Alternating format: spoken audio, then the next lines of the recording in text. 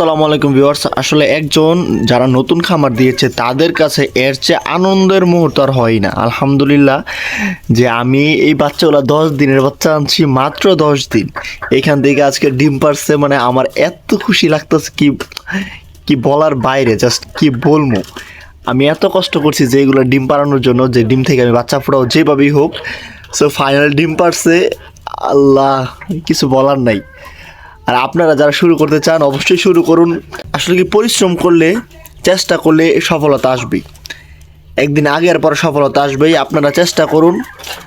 মানে কি বলবো, আমার দেখেন ডিমগুলা, মাশাল্লাহ মাশাল্লাহ। এই ডিমগুলা পারছে মাশাল্লাহ, এইটাই ওইটাই একদিনই 3টা ডিম, 5টা মুরগি থেকে অলরেডি 3টা ডিম পারছে একদিনে। হ্যাঁ, ইনশাল্লাহ দোয়া করি 5টা থেকে 5টা একদিন ডিম দিবে। এবং আমার টার্গেট হচ্ছে গিয়ে আপনার 50-60টা ডিম আমি যেভাবেই হোক ইনকিউবেটারে বসাবো। মানে কি বলবো, এর চেয়ে খুশির মুহূর্ত মানে আর হয়ই না। হঠাৎ করে যখন দেখলাম ডিমগুলো, দেখেন মাশাল্লাহ, মানে কি বলবো আসলে। আর ভিউয়ার্স, আমি তো এতদিন মুরগিরে খাবার খাওয়াচ্ছি যেগুলো, এগুলো হচ্ছে মাংসের জন্য, হ্যাঁ, তাড়াতাড়ি বড় হওয়ার জন্য। কিন্তু এখন যেহেতু ডিম পাড়া শুরু করছে, ডিমের মুরগির জন্য ডিমের খাবার আনতে হবে।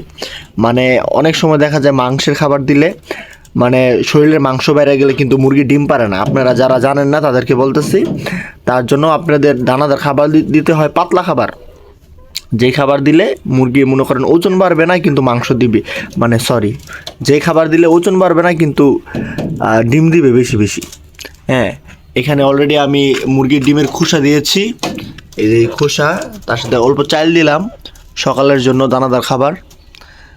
আর ভিউয়ার্স, আমি খুব তাড়াতাড়ি মুরগির জন্য খাবার আনতে যাব, ডিমের জন্য ডিম পাড়া মুরগির খাবার আনতে যাব। এগুলা সরাসরি ভিডিও আপনাদের দেখাবো যে কত টাকার খাবার আনি বা কী কী খাবার আনি।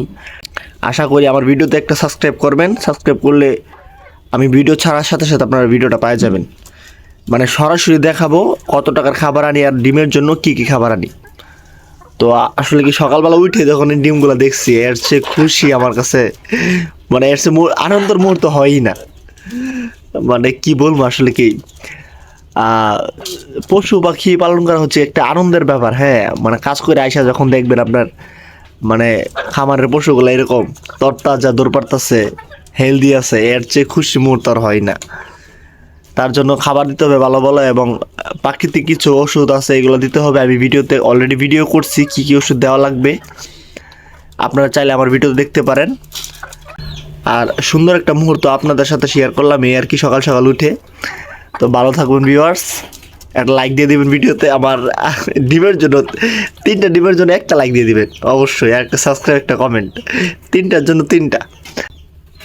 আসসালামু আলাইকুম, ভালো থাকবেন, সুস্থ থাকবেন সবাই, আল্লাহ হাফেজ।